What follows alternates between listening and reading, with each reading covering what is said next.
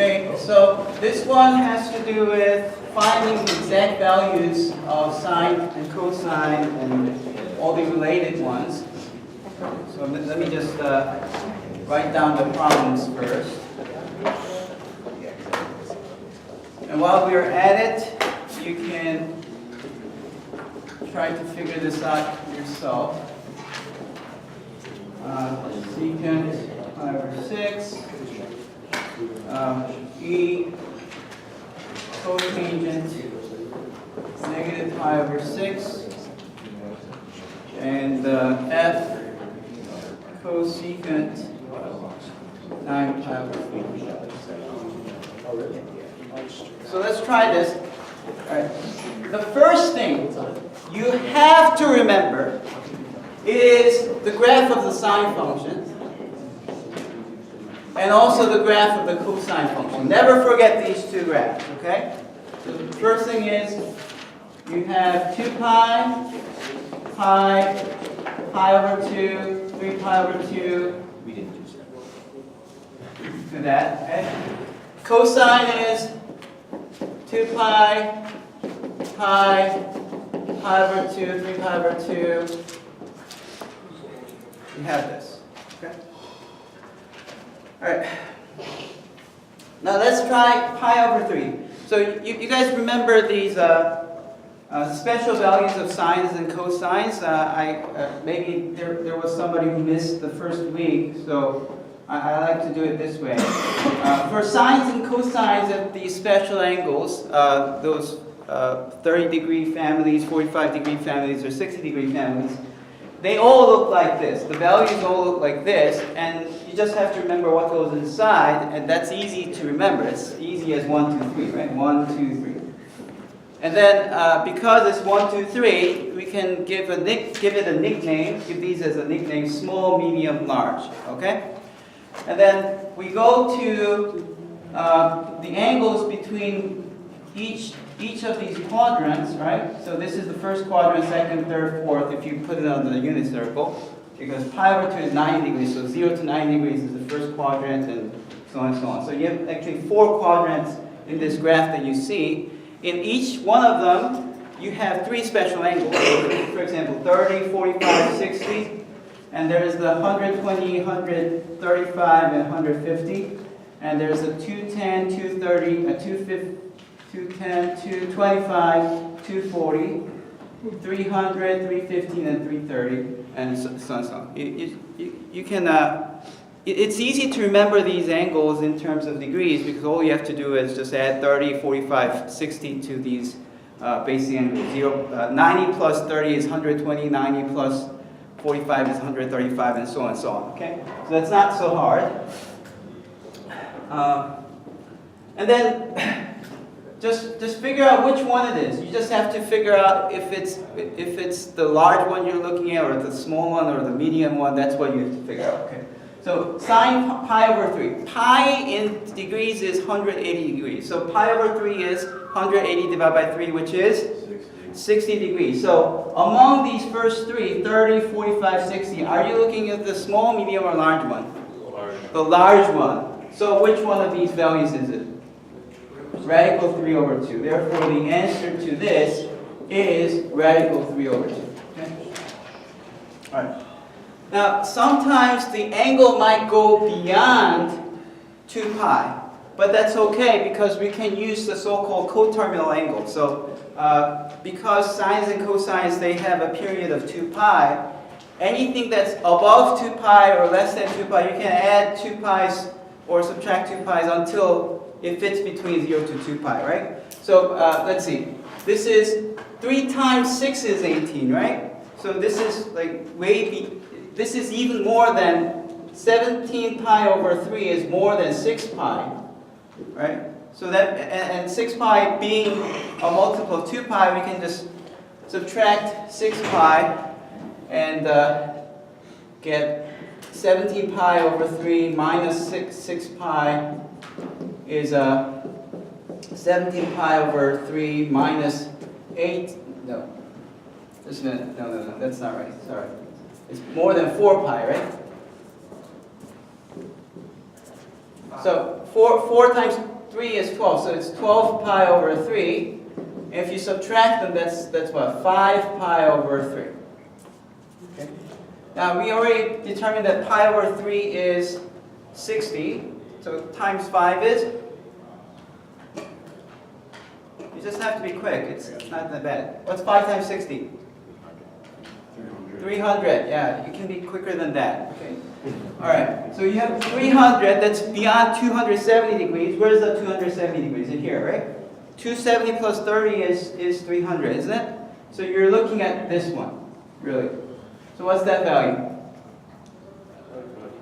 Oh, by the way, this is a cosine, so we have to go to the cosine graph. Sorry. So here. So which one are we looking at here? The small one, 300, the first one. So what's the value? Yeah, radical 1 over 2. But instead of radical 1 over 2, I can just simply write it as 1/2, right? So that's the answer for the second one. Now for the tangent, to get the tangent, what's the relationship between tangent theta and sine and cosine? Sine over cosine. This is one of the most basic formulas you must know. So sine over cosine is tangent. Another thing is sine squared plus cosine squared is 1. Those two are the most basic trigonometric formulas that you must know. Okay? So we're going to use this, which means in order to get tangent 5 pi over 4, we first have to figure out sine 5 pi over 4, and also cosine 5 pi over 4, and dividing them will give you the tangent 5 pi over 4. Okay, 5 pi over 4, that's slightly bigger than pi, isn't it? 5 over 4 is 1 1/4, so you go to pi and you go 1/4 of a pi more. Where is that? It's right here. It's the 45-degree one, okay? So can you tell me the value of that? Rad 2 over 2, but it's going down, so you have to consider the signs. Negative rad 2 over 2 is the sine value. Okay, what about the cosine?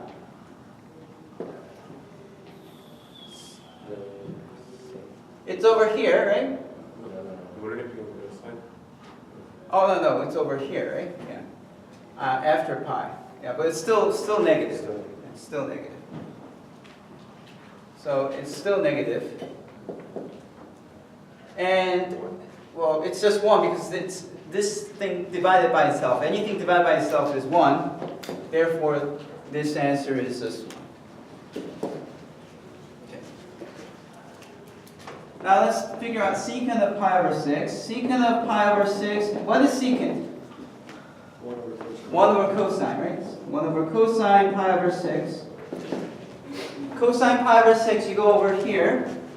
Pi is 180 degrees, remember. 180 divided by 6 is 30 degrees. So of the 3, which one is it? Small, medium, large. Which one? The large one, right? This one, the large, 30 degrees, okay? So what's the value?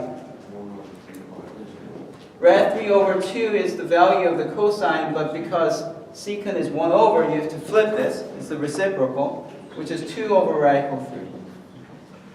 Now, it's a good idea to rationalize any fraction where you see a square root in the denominator. So we're going to multiply square root from top and bottom, which will give you 2 radical 3 over 3. So that's the value.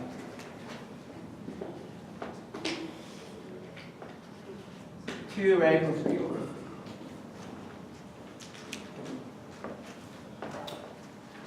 Now for the next one, cotangent negative pi over 6. For this one, it's a good idea to know that sines and tangents and all their reciprocal functions, they produce, you can pull out the minus sign if you have any. So for example, if you have a sine of negative x, this is negative sine x, tangent of negative x, that's also negative tangent x. Okay. And same thing happens for the cosecant x. Okay. And also the reciprocal of this is cotangent, so cotangent negative x is negative cotangent x. Okay. However, for cosine, it's different. What's this equal to? It's same as itself, okay? Later on, you're going to learn that these two functions, any function that satisfies this kind of identity, the first two, is called an odd function. Any function that satisfies this kind of identity will be called an even function. Most functions don't satisfy neither one. It doesn't satisfy, you can't pull the minus, it doesn't get rid of the minus. These have some kind of a symmetry. In terms of the graphs, this kind of symmetry means it's symmetric over the y-axis, and this kind of equation means that the graph is symmetric over the origin. That's what it means. Okay? But if you get a chance, look up even functions and negative odd functions. For our purposes, we will only need to know this, which says that because this is cotangent, which is the reciprocal of this function, the minus can be pulled out. And because cotangent is reciprocal of tangent, instead of having sine over cosine, you have cosine over sine. Cosine over sine. Okay, now let's figure this out. What is sine pi over 6? It's over here. It's the small one, right? So it's 1/2. Okay. Oh, no, 1/2 on the downstairs, sorry. How about the top? Cotangent pi over 6. It's the large one, right? So you end up with, if I multiply 2 top and bottom, it's radical 3 over 1, which is just negative radical 3. Okay. So that's the answer. This is the answer. Okay, last one. 9 pi over 4. This is a 2 1/4 of pi, so we can subtract the 2 pi to get a coterminal angle, which is just pi over 4. Okay? So if you have 9 quarters and you gave away $2, then how many quarters are you left with? Just one, right? So just one single quarter. And so you're really looking at cosecant of pi over 4, which is 1 over sine pi over 4. And according to what we have over here, pi over 4 is the 45-degree one. So it's the medium one. So it's 1 over square root 2 over 2, which is 2 over square root of 2 because you have to flip. And if you multiply square root of 2 top and bottom to rationalize, you end up with 2 radical 2 over 2. Radical 2 times radical 2 is 2, so they cancel to give you square root of 2. That's the answer.